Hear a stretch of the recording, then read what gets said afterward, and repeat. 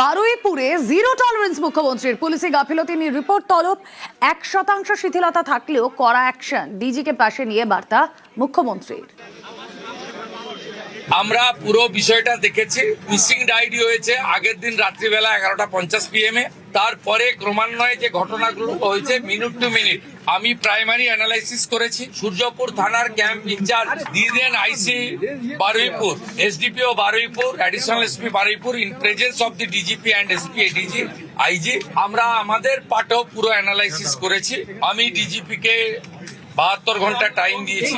উনার যে administrative procedure রয়েছে, প্রসিডিওর অনুযায়ী একটা রিপোর্ট দেবেন। রিপোর্ট দেওয়ার পরে অ্যাডমিনিস্ট্রেটিভ পার্টে আমাদের যে অ্যাকশন নেওয়ার, আমাদের কোনো লোকের যদি কোনো টাইমের মধ্যে কোনো শিথিলতা থাকে 1%, সেক্ষেত্রেও স্ট্রং অ্যাকশন নেওয়া হবে। আমি পাওয়ারে আসার পরে বা মুখ্যমন্ত্রীত্ব দায়িত্বের পরে আরজি করের মামলায় 3 জন টপ আইপিএস অফিসারকে সাসপেন্ড করেছি। এক্ষেত্রে আমার মেসেজ খুব ক্লিয়ার আছে।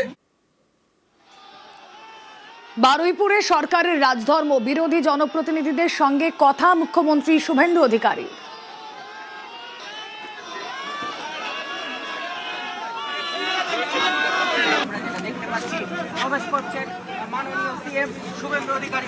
আমি এখানে এমপি এমএলএ পলিটিক্যাল পার্টিকে ডেকেছিলাম। এমপি সায়নী ঘোষ তিনি মিট করেছেন, মাননীয় বিধায়ক প্রাক্তন স্পিকার বিমান ব্যানার্জি মিট করেছেন।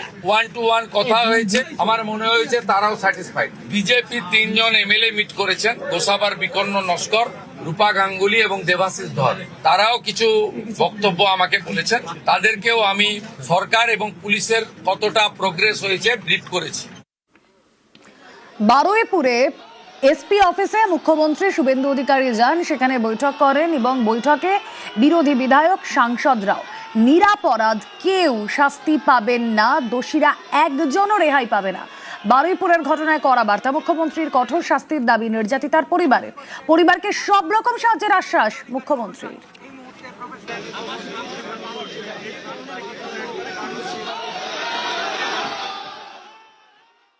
সিএম সাহেব পরিষ্কার ভাষায় বললেন, আলাদা আলাদা করে সকলের সঙ্গে দাঁড়িয়ে পড়ছেন, যারা এমপি আছেন আলাদা কথা বলেছেন, বিমানবাবুর সাথে আলাদা কথা বলেছেন,